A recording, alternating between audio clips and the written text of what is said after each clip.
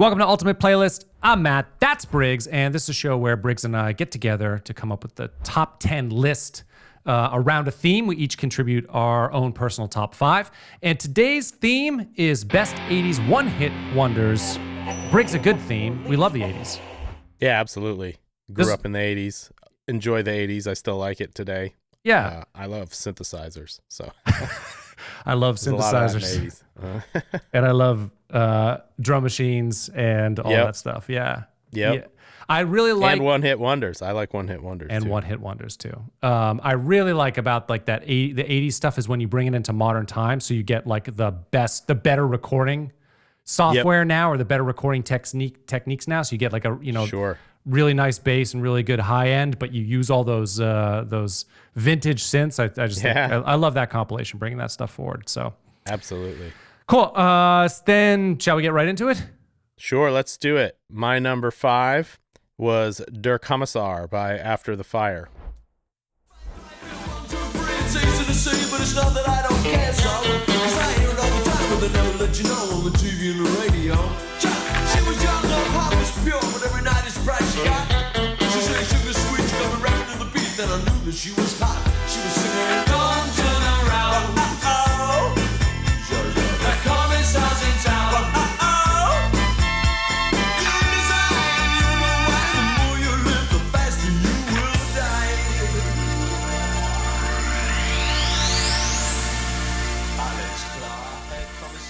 Don't turn around. Yep. That's a good one. I enjoy that one. That's actually a cover, which I didn't realize. Is it really? Yeah. It was originally recorded by Falco, who was the Rock Me Amadeus guy. Amadeus. Oh, You know that one? Yeah. Yeah. So he wrote it and recorded it in German, and it didn't do so hot. And then After the Fire did it, and it became a hit. Oh. Went to number 5, I believe, on the Billboard Hot 100. Yeah, that thing has like a sick chorus and the turnaround with like the eep boop boop boop boop boop boop boop. It's so cool because you don't expect it. Like it's sort of this like kind of like mid groove with almost like a rappy lyric in the verse, kind of sing-songy sort of thing. And then the chorus just hits, and then I love that turnaround so much. Yeah. The production on the After the Fire version is superior to the Falco version, in my opinion. But it's interesting to listen to the Falco one in the context of, like, I never knew it was a cover until yesterday. So interesting. Yeah, I wonder if it charted for Falco. Not really. I think it was kind of a minor hit. I did look it up, but I can't remember the details. But I mean, obviously, it wasn't as big as the After the Fire version. Yeah, for sure. Yeah, it never hit. Yeah, I have no recollection of that version, so I don't even know that I heard it. But it would be interesting to hear, because I like that Rock Me Amadeus song. That's kind of a cool one. It's not bad. I laughed a couple times during it, but it's got some other parts that were cooler than I remember too. Yeah, I wonder if Falco had any other hits that could have been maybe on this list as well, right? Right. And I think he had hit a lot of hits overseas, more than in the U.S. But I mean, Rock Me Amadeus was a huge hit. I guess he probably could be a contender for a one-hit wonder, but I guess you could argue it also. Yeah, it didn't come up for me in my search, but now I remember that one. And actually, you know what? That's funny. Like I get that one mixed up with. Do you remember Revenge of the Nerds? Remember like their rock rap song that they did with the violinist in the middle of the party? Yep. For some reason, I get those kind of conflated, or I just placed. Okay, maybe it's the in that one dink donk part. Gotcha. Yeah, I think so. It's all kind of similar cheesiness. Yeah, for sure. Yeah, cool. Any other anything else you want to talk about that? No, I think that covers it. Cool, let's move on to my 5 then. My 5 is It Takes Two by Rob Bass. Ooh. I wanna rock right now. I'm Rob Bass and I came to get down. I'm not internationally known, but I'm known to rock the microphone because I get stupid. I mean outrageous. Stay away from me if you're contagious, cause I'm the winner. No, not a loser. To be an MC is what I choose. Ladies love me, girls adore me. I mean, even the ones who never saw me like the way that I rhyme at a show. The reason why, man, I don't know. So let's go, cause it takes two to make a thing go right. It takes two to make it out of sight. It takes two to make a thing go right. It takes two to make it out of sight. Yeah, that's a classic for sure. Classic. I thought maybe Out of the Box. Like, it wasn't the first thing Yeah. that I would have thought of as like one-hit wonders in the 80s. It was a little bit Right. little bit later in 1988, but still fit within Correct. there. Yeah. And yeah, it seems like a lot of the rap stuff from the 80s, not in the late 80s, but at least in the early 80s, they all had multiple hits. Like, you think Run DMC all had multiple hits. Sure. And so No, this was a huge hit though, for sure. But I think the only Rob Bass song that I know offhand. yeah, exactly. This is the only one that. And don't that I forget know. his partner, DJ Easy Rock. I know. I was about to I was figured about you to were qualify it too. DJ Easy Rock was a part of it. But everybody just says Rob Bass though. I don't know. Sure. Maybe because the name's so cool. Rob Right, Bass. it is a cool name. Yeah. But it's BASE, not BASS. He didn't want it to be confused with the fish. Fair enough. Yeah, Yeah. I get Right, that. because it would be Rob Bass then. Rob right? Bass, right? But Yeah. you can't. I mean, bass. You're gonna, you're not gonna mess this Right. up with the E there. It's like Led Zeppelin spelling it LED. Yeah, They that's want it right to too. be Lead Zeppelin. Lead Zeppelin. Yeah. Yeah. No, I mean, you have to take these things into consideration. It's true. Yeah. I mean, we're talking about it now, 40 years later. right. That thing you do. Do you remember that movie? Right. Do you remember that movie? That thing you do? Vaguely. Yeah. Well, their original name was The Wonders, but it was spelled O-N-E, and Oh, Tom Hanks right. is like, people are gonna call that the 1-8ers. Right. Yeah. Definitely something to consider. Changing your name. Anyway, yeah. So that, like, I mean, the funny thing about that song is how many times Rob Bass says Rob Bass in that song. It's got to be Yep. like coming on like 60, 70 times. But it's a huge, classic sample. This is Lynn Yep. the Woo Yaz is Lynn Collins, which was actually a Lynn Collins song called "Think About It," that was produced by James Brown.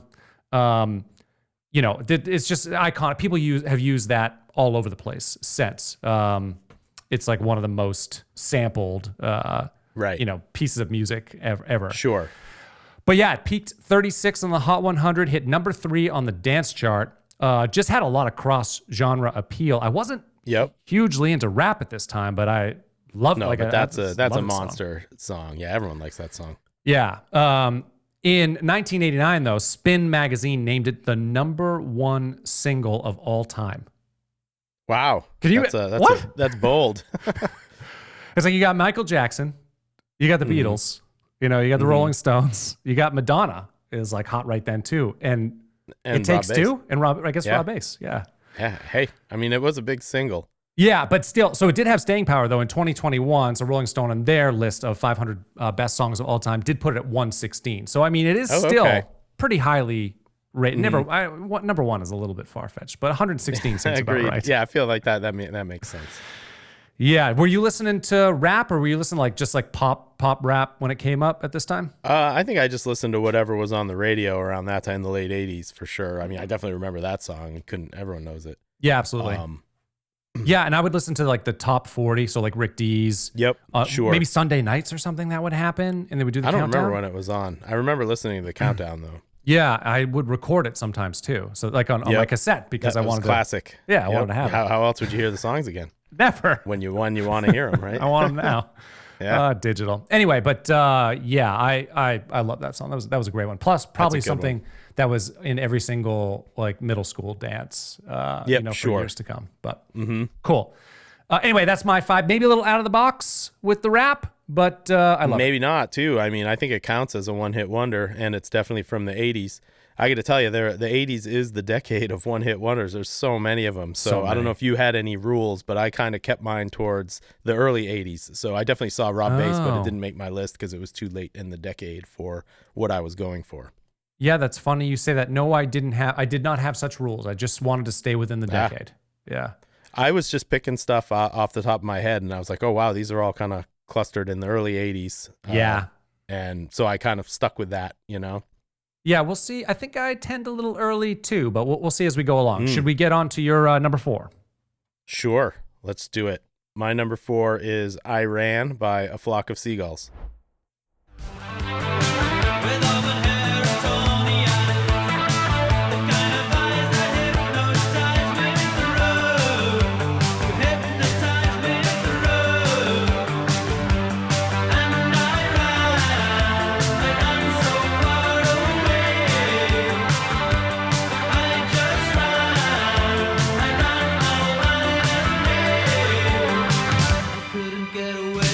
Love that song. Yeah, it's a good one.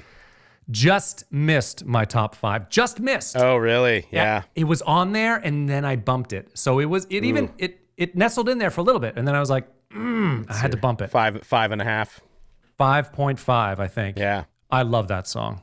It's great. I'm a sucker for synths and delay guitar, and the video for that is really of the time. So he's the weirdest looking it has dude. the elements of cheapness. Yeah, I think he was like a stylist or a hairdresser or something. Yeah. And then he had his crazy haircuts and whatnot. But the video, I don't know if you watched it or Yeah, if I you did. remember it. It's he's kind of like just playing a keyboard and spinning around, and everything's covered in like aluminum foil. it's pretty good. And that was a pretty big hit. I saw it's number 9 on the Hot 100. I think that's their only hit of note. So they because I looked into this one too. They did win a Grammy for another song later on, but it wasn't a hit. It was something. Weird. It was like DNA or something, and I think it was, if I'm not mistaken, I think it was instrumental. Oh, okay. So yeah, that's a little different then. Totally. It didn't make anyone's radar. No, it wasn't like played on the pop stations that we were listening Right, to at the right. time. No, the other thing that I thought was kind of funny about Flock of Seagulls is, so it's been that main dude, can't remember his name, Mike Score. Mike Score for forever.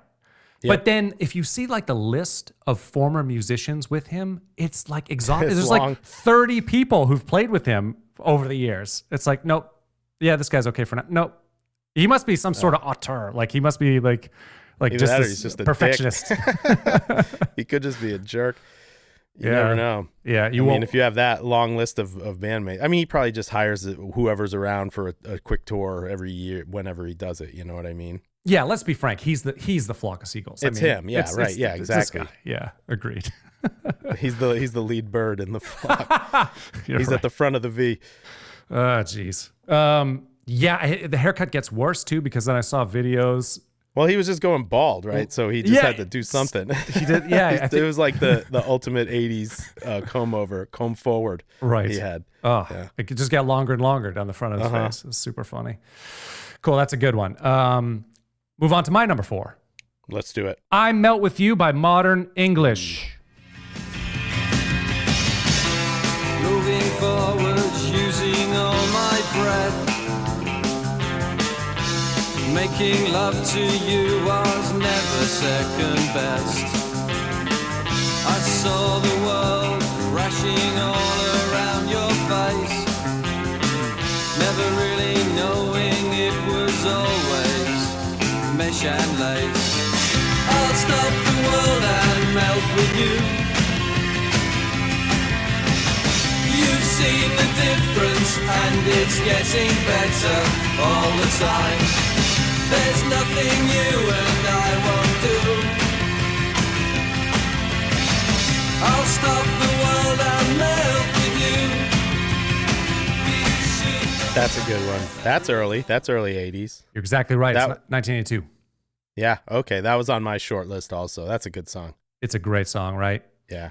You know what? I felt like that was everywhere because it had like they re-recorded it. I think like they recorded it in like 87, and then on a follow-up album I think they re-recorded it. They had a couple different versions of interesting. it. I don't know. But the second one sounds basically the same. So I don't know, but it like sort of then charted over the course of a few years.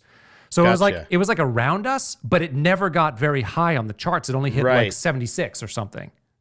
It does have staying power though. Like you hear that song Staying power. frequently. Yeah. And then I remember it was in a Taco Bell commercial, and they were like breaking open like a cheesy melt or whatever it was. And it was, I melt with you. And, yeah, Oh, it was bad. no. It was bad. That ruined it for me a little bit. But Poor guys. Yeah. It was also a departure from their sound. Their earlier stuff was way more Joy Division, darker. yep. Okay. Like they would, I listened to a few of the songs on their first album. I think this is their second or third album, but their first album, it's like they would just intro with a minute and a half of feedback guitar and then get like really dark lyrics. And like that. Yeah, it was, the songs I think are pretty good. I do enjoy the darker view of them. But it's a situation where it never connected. Like they just didn't, they couldn't get any pop appeal or radio play with Right. it. And yeah, it sounds like their record company was like, it's time to like write a hit, or like we're gonna have to do something else. They did. That's a big hit. Yeah, and I think it's like very. I imagine it's pretty common with these one-hit wonders where it's a departure from their regular sound because they know they need to make some. They're good writers, but they're maybe not in the genre that people like or something. Right, makes sense. And then they rewrite something else in a different genre, and it gets picked up. I mean, I love the amazing thing about this song, and it like really works for them, is because it's a very dark concept. It's like finding love in the middle of nuclear holocaust, and like things are super bleak. So that's that dichotomy with a more poppy, upbeat sound is like it's a nice pairing for them. Yeah, that's interesting. Yeah, there's a lot of songs like that actually. Foreshadowing. It is. Something for later. Yeah. Yeah. Yep. Modern English from their album. I think it's their third album after the snow. And just I think it's a song I don't think I'll ever get sick of. It's not like I listen to it all the time, but I don't think I'd ever get sick of it. I wouldn't turn on the radio if it came on. No, agreed. I would definitely listen to that one. Cool. Shall we move on to your number 3? Yes, this is another song that I would not change on the radio. It's She Blinded Me with Science by Thomas Dolby.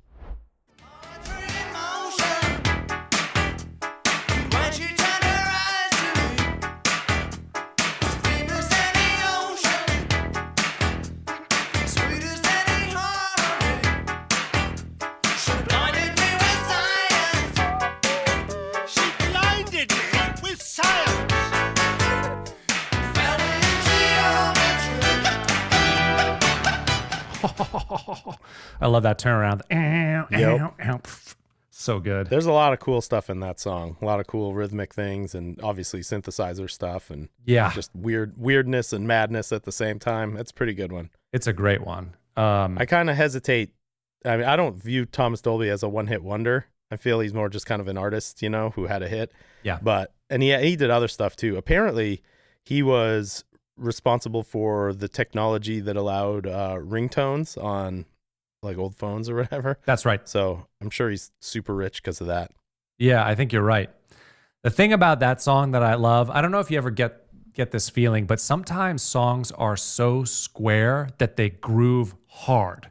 Like absolutely. I know what you mean. This one just grooves. It's the squarest thing, but it just grooves so hard. Like, he embraces the nerdiness and weirdness of it all for sure. And there's another example of that is that Word Up song. Word Up. That song's awesome.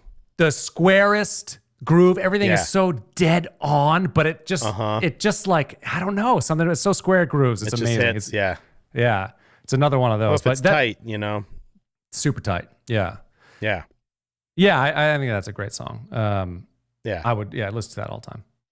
His stuff, all of his stuff is pretty good. This was technically a single when it was first released, but then they slapped it onto his album, The Golden Age of Wireless. I don't know if you ever listened to that album. It's worth a listen if you like this genre, I guess you would say.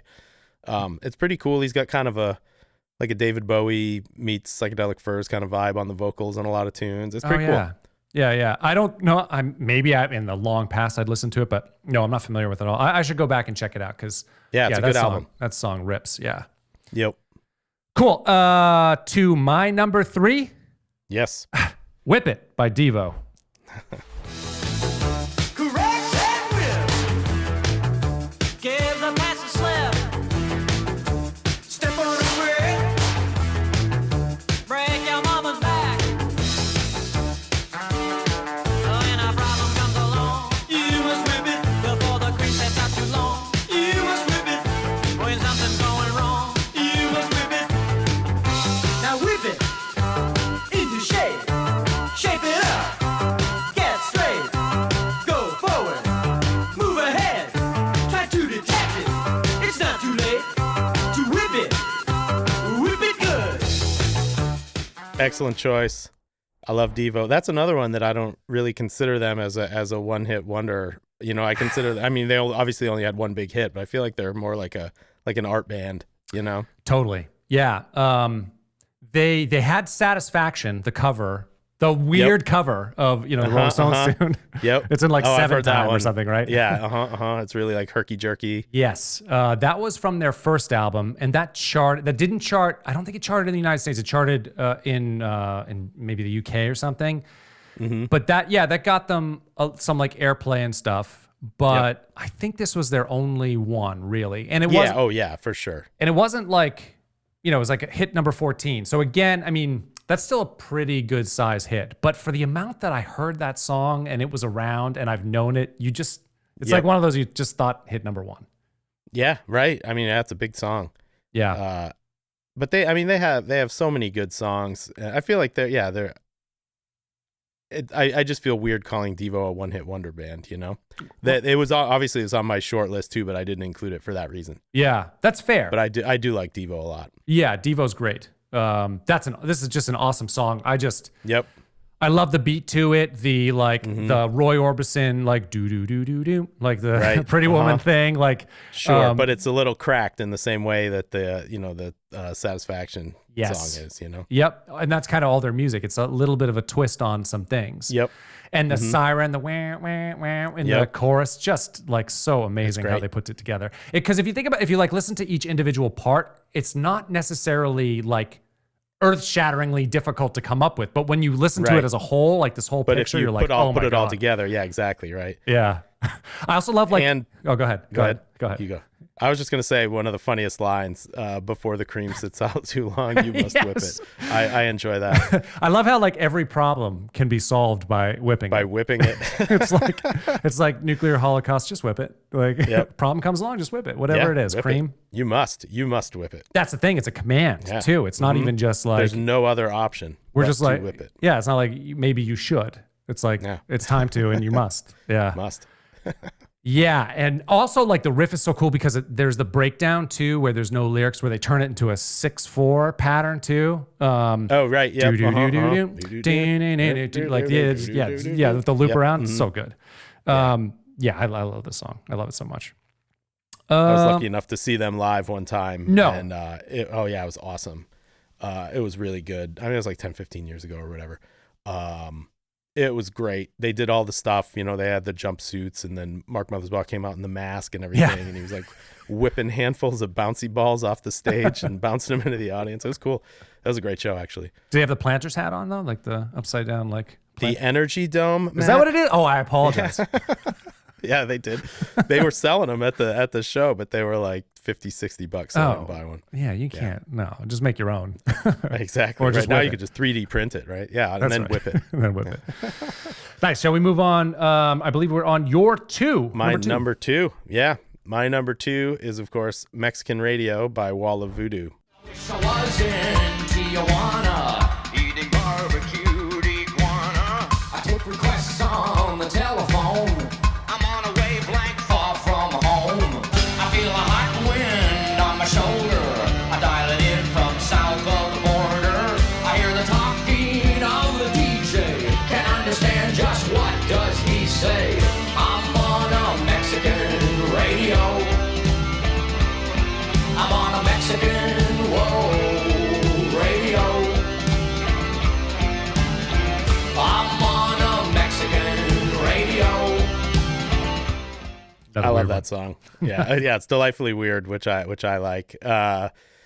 It's a weird band, Wall of Voodoo. This was their only big hit, but they did a couple other things. The singer was on this movie soundtrack that I believe Stuart Copeland did the music for. Was it called Rumblefish or something like that? I think that's what it was. Rumblefish. That was an 80s. That's 80s the movie. thing, right? Yeah. Yeah. I think Stuart Copeland did the music for that, and this singer is on some tracks. That's the only other thing I've heard him on. Does he always have that affectation though?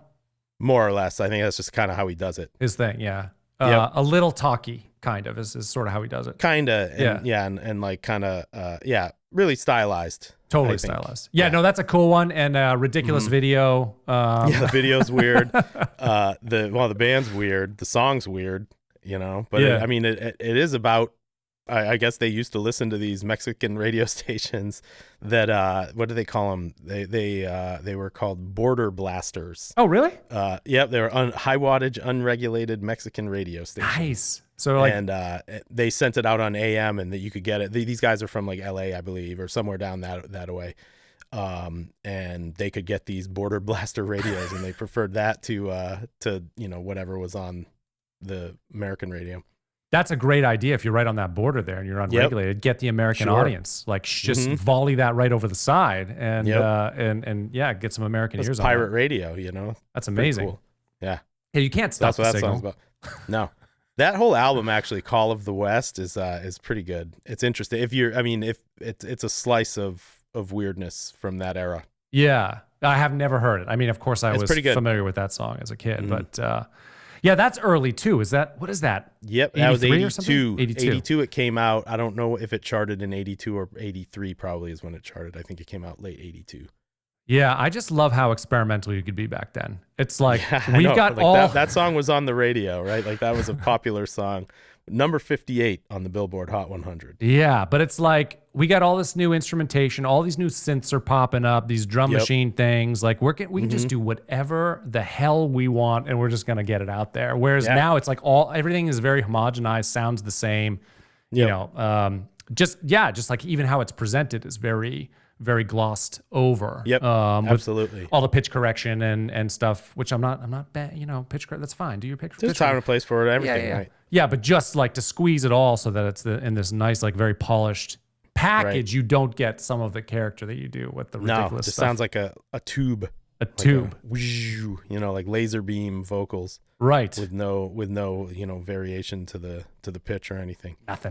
Nothing. Yeah, that's a good one. I mean, you can still find lo-fi recordings, obviously, and Of course. DIY stuff and whatever. That's always going to exist. But But just- you're right, though. The mass appeal stuff all has that same sheen to it. Yeah, that's just what I mean is like this wouldn't chart now. Like there's no way. no way. Yeah. It's a good one. Yeah, it's still weird. Like the beginning of the song has this crazy synth freak out thing that's just how the song starts, and then the drum beat kicks in, and then that guy gets going. Every element of it is weird. Yes. There's nothing really normal on that song, which is part of what makes it cool. Yeah, and there's this weird like there's like pops in the background, almost like raindrops or something going on, like the kind of sound in the background too. It's like it clicks sounds and- like in the video. It's the drummer like hits a pot or a pan or something with a drumstick. I don't know if that's what's on the record, but it is like a tink kind of noise, right? That's funny. It's like a feature. yeah. Like they really wanted to let you know that was going on in the Oh background. yeah, it's really loud in the mix when they do that. Okay, right on. Shall we move on to my number 2? Let's do it. I mean, Maniac by Michael Sambello. World, no one sees her at all. They all say she's crazy.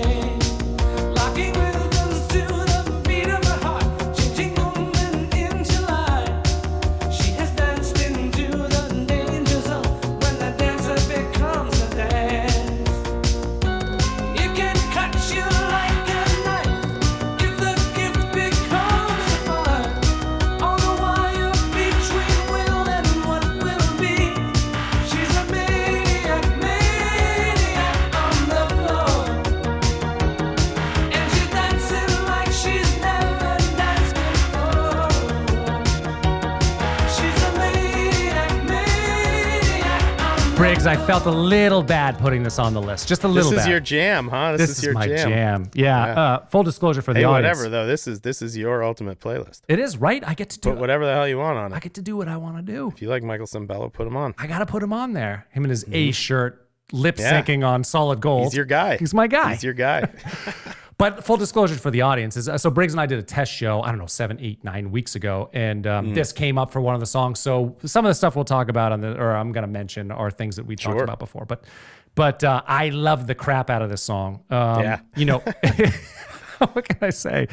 It's pretty catchy and pretty cool. I like it too. Maybe not as much as you, but I definitely enjoy it. Maybe you'll warm to it though, but it's just a sick written song. Like it's just, I love the groove. I just love it. It's one of those things where it's just like chunking along and you just, I don't know. It's got such motion to Definitely it. chunks. chunks along. for sure. I agree with that. Some great keyboard moments, a great guitar moment too with a solo. Sambello's a very good guitar player and keyboard player. I know he's lip syncing on Solid Gold. But that's him. Is that him doing the solo and everything? Oh, and all yeah. that, all those. Oh, okay, cool. Dude so he can is definitely play. Yeah. not messing around. Yeah, No, he can play. Yeah, so this song was originally released in '84, but it didn't chart right away. Of course, it was included with the movie Flashdance, and once that became a hit, and then the video, of course, was played all over MTV all the time. There was significant backing to this song, and then it rocket shipped. It went all the way to number one. So this is maybe one of the best. Here's my other case for this, John, is maybe this is one of the best examples of a one-hit wonder ever because it did hit one. It hit one. Oh, there you go. Okay. All right. All right? Checkmate. None of my choices hit number one. Yeah, it was hard to find one that did, but this one did for 2 weeks. Right on. Yeah, and just a great overall song. I mean, also nominated for a ton of Grammys. Sure. It was like nominated for Record of the Year, Pop Vocal Song of the Year. Song and record, one is about the recording, one's about the writing. What about the right? It was nominated for an Academy Award too for the score with the score of Flashdance, which has some bangers on it as well. I think we talk about the score in a different episode of Ultimate Playlist as well. And just like I mentioned, heavy rotation on MTV, a lot of push behind it, and so it was all over the radio, and there you have it. So just Michael Sambello. Also, don't want to forget the co-writer Dennis McCoskey. Thank you for that. I would not have remembered. Would not have. So what happened to him? Why didn't he have any more hits? Do you know? I think because this was a lot different than his style. Gotcha. Yeah. Oh, so it's another one of those. Just another one of those. Yeah. And like I think I told you too before that this was originally written for a horror film, right? Because it was supposed to be like, he had to rework it. Yeah, right. There's a maniac at the door, and we're going to nail your cat. it's not doing to the too much floor. dancing. Yeah. Not a lot of dancing. Yeah, exactly. I think that was the original lyric. Yeah, but he knew the producer, the music producer, I think, of the film, and this was just used as a stand-in in the film while they were going to get something else, like during one of the scenes. And later on, the director was just like, "Oh, wait a minute, what's that song with kind of the siren thing happening in the chorus? Let's use that one." And it just had to all the lyrics had to be rewritten for it. But yeah, he was just like after this hit. He was just like, listen, I'm moving on. It was a good song, but it's really not necessarily my style. I'm not going to do a recap of this song. I'm just going to do my own thing. And I never really achieved success, but a very talented guy. As long as he got some points on the recording or whatever, I'm sure he got paid. Oh, I'm sure he got paid. Yeah, for sure. Shall we move on to your number one? Yes. My number one is Electric Avenue by Eddie Grant.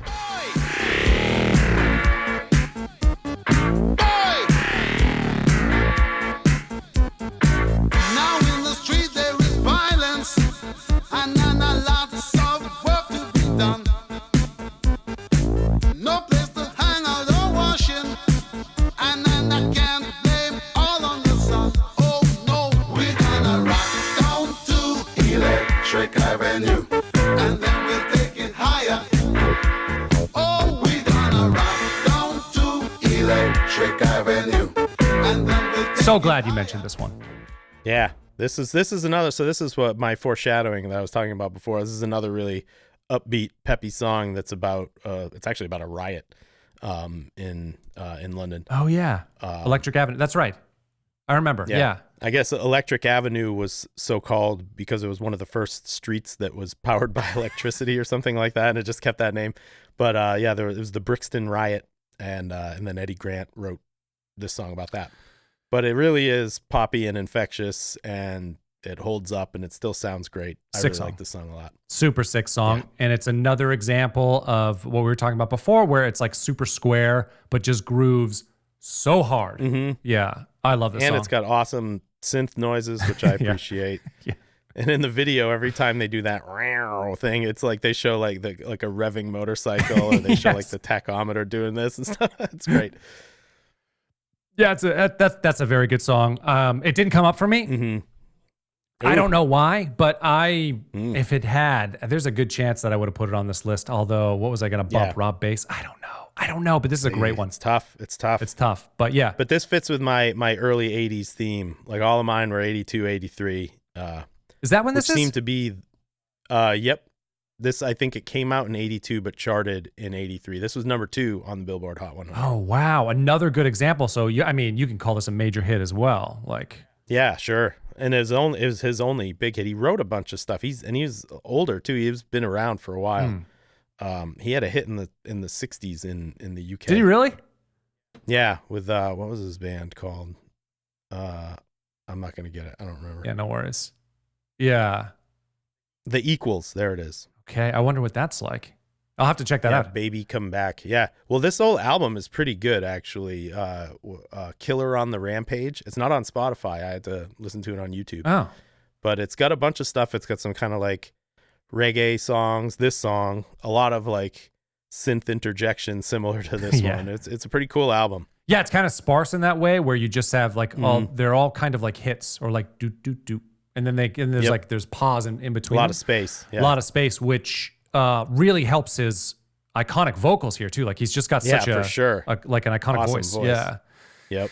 Yeah, that's a great one. I really love that song. Oh, I can't, Yeah. well, it's fine. I missed it. I'm glad you caught it.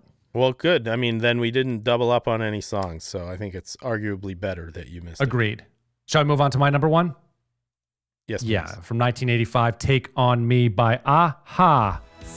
Needless to say, I'm upset, but I'm stumbling away. Slowly learning that life is okay. Say after me, it's no better to be safe than sorry. Take on me, take on me.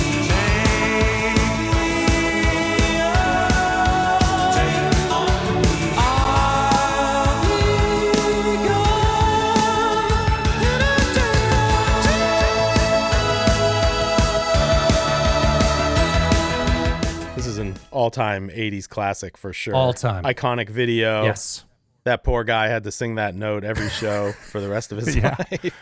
it's up there. That's not messing around. It's like Yeah. 2.5 octaves from Yeah. the low A that he sings. It's crazy. Yeah, He's 40 years older now too, you know. yeah. I saw a relatively recent video of that guy, and he still hits that note. So whatever he's doing, he should keep it up. He should. So they did an acoustic version in like 2017 or 18. Have you seen that one? No, I haven't seen that. It one. is awesome. Really? Yeah. He still sounds Oh good. God, yeah, and the way that it's total different presentation, like slower, like some pianos and just an acoustic version, and he just sounds, he still sounds amazing. Yeah, Cool. To me, this is one of the most outstanding vocal performances of all time. Morton Harkett, It's really good. he is an off the charts singer. He has got Yeah. He's like I saw like a reviewer talk about it. They said something like, "I can't believe Roy Orbison's voice is in this movie star looking guy." And I was like, actually, yeah, it is kind of like Roy Orbison. There is something to that. yeah, with the nice, like the full falsetto, mellow tone. mellow tone. But still hitting the high notes. Yeah. hitting the high note. Yeah. Yeah. I can't say enough about the song. I love it so much. It was It's great. 1985 is when it charted, but it originally released. It was originally released in 1984, but it didn't find a home until the record company. I think they recorded it a couple times actually, putting the synth drums in. So that was in the second version as well, and then they like overdubbed the hardware, and then took 6 months. They thought that this thing was a hit because then they took 6 months to do the video, which you mentioned. Right. Which, it was rotoscoping, like drawing, animation thing. Well, it's no wonder it took 6 months. Of course, yeah. It's not like the video for Iran where they went down to Walmart and got some Foil. aluminum foil and wrapped everything up and then banged it out in a half hour. That's right. Yeah, but imagine sitting on the single and be like, listen, we believe in it so much, we're going to spend whatever, $1 million on this damn video Right. to get it out. Well, it's iconic and memorable, and it's been parodied any number of times. I mean, it worked. It totally that's worked. for sure. Yeah. But then when it got a second life in 85, I guess this is another one, hit number 1. So Okay, yeah, so that one counts. that one does count as well. And They had other hits overseas, though, right? They did. Not really in the States, but yes, where are they from? they are from Scandinavia somewhere, Norway, Sweden. Yeah, okay. I was going to say Sweden, but that was my guess. Yeah, I think that. Yeah, I'm not exactly sure, but they also. Norwegian. They're Norwegian. Okay, so from Norway. Okay, they did the theme song for The Living Daylights, the James Bond movie. Okay. I don't know if you ever saw that one. I didn't see that one. It's cool. Like you had a few in the 80s that were like after Roger Moore, before right. oh, who's the Falcon Crest guy? Pierce Brosnan. The two that were sort of strange. Living Daylights, I think, was the first one. But the song charted in Britain, but did not chart here. And then they had several others that did not chart in the United States. So had some success abroad, but not here. So Right. a true one-hit wonder here, I would say. Yeah. Absolutely. Yeah, and we're only really counting what's going on in America. We're very U.S. centric on this show. Well, that's where we are, and we got to have metrics. I like the Billboard Hot 100 for when it was applicable. I think it makes sense. Yes, thank you for backing us up on it. Any ones that you had on your list that you fretted about a little bit, you thought should make it? There are some that are undeniable, but that just didn't make my list. So it's songs that actually went to number one was "Come On Eileen" by Dexy's Midnight Runners. I mean, that's a huge hit. That just didn't make my list. That was early 80s too. I think it was number 82, 83. Another one in that same time period, "Too Shy" by Kajagoogoo. Yes, of course. I like that song. Didn't quite make it. "I Want Candy" by Bow Wow Wow. That's a cover. So I didn't really include that, even though Der Kommissar is technically a cover. Yeah, but no one was would a know cover from a song that came out like the year before by some dude. Yeah. There's "Mickey" by Tony Basil. That's 82 also. "Safety Dance" is 83. "Relax" by Frankie Goes to Hollywood's that's one I would have brought up. Yep. Yeah, cool song. 99 Luft Balloons. Yep. There's so many of them. So many of them. We missed a couple others like "Cars" by Gary Newman. Didn't make my list, but iconic. Absolutely. That's another guy that I don't really consider a one-hit wonder. He was so prolific, but he didn't have a lot of hits. Right. I guess he had some minor hits with his band before he went solo, the Tube Way Army. Yeah. Have you ever listened to that stuff? Can't recall. And his songs have been covered by people too. But yeah, I mean, that whole album, that Pleasure Principle album, if you've never listened to that, do yourself a favor. It's really good. It holds up too. It's also pretty weird, but it's great. Super weird. Also, "Beds Are Burning" by Midnight Oil. Really like that song, but just didn't make my list. Those guys, I get in my research, those guys, people get up in arms about calling them a one-hit wonder. Really? Apparently they had a lot of they were big they're Australian. Yeah, right? I think so. Yeah. So apparently they had a bunch more hits elsewhere, just not here. Listen. And people get kind of precious about that band. Listen. But for our purposes, I would call them a one-hit wonder. That's easily their most famous song. Listen, our Australian friends, like we're in a different hemisphere here. Multiple different hemispheres. Like we're north, we're on the other side of the planet, and we have our own wonders, our own one-hit wonders, and they're included. We're all spinning around listening to the same music. Right around by like a record player. That's one too, right? What did I say? Somebody's Watching Me by Rockwell is another. Yep, I had that another one. cool one. That one is kind of a ripoff though, because people only like it because Michael Jackson sings the chorus. No, that's Michael Jackson. Yeah, you didn't know. How do I not know that? Listen to it again. Oh my God.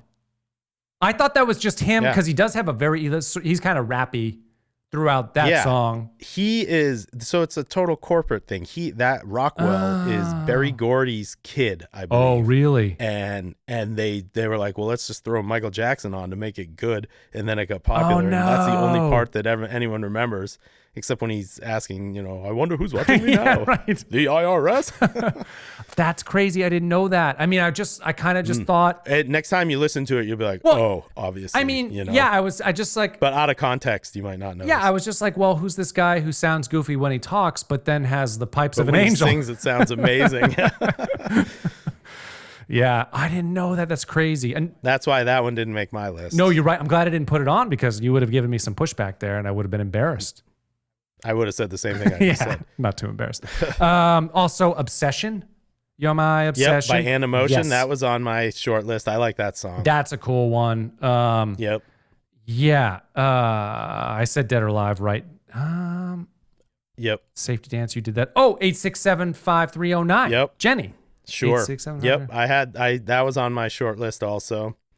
He had a funny quote about someone was asking him about being a one-hit wonder, and he was like, whatever, basically.